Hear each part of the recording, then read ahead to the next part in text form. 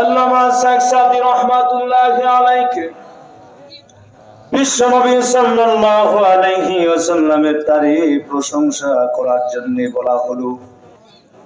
আল্লামা শেখ সাদি রহমাতুল্লাহি আলাইহি বললেন, আমার মতো নগণ্য মানুষ বিশ্ব নবীর তারিফ প্রশংসা কি করব?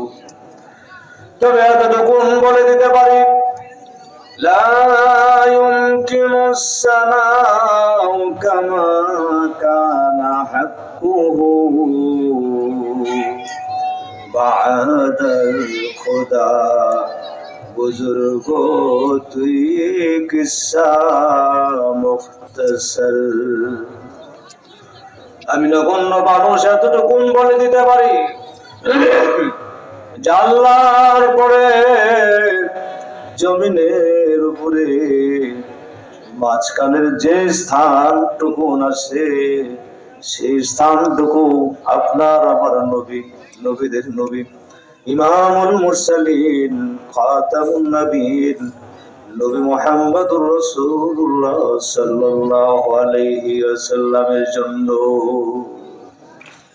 চাওয়া ছাড়া বলা ছাড়া সেই আল্লাহ পাক আমাদেরকে সেই নবীর উম্মত বানিয়ে পাঠিয়েছেন। কি শুকরিয়া আদায় করব তার,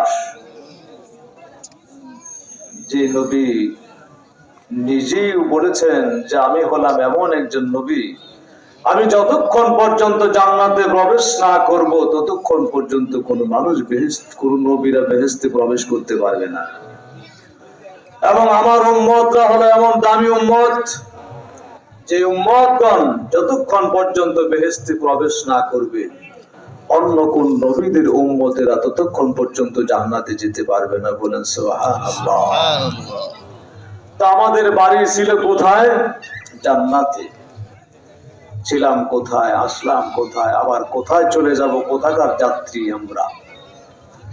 এই পৃথিবীতে আল্লাহ পাক সৃষ্টির পর, পৃথিবী সৃষ্টির পর সর্বপ্রথম এই পৃথিবীতে জিনদেরকে বসবাস করার জন্য পাঠিয়েছেন।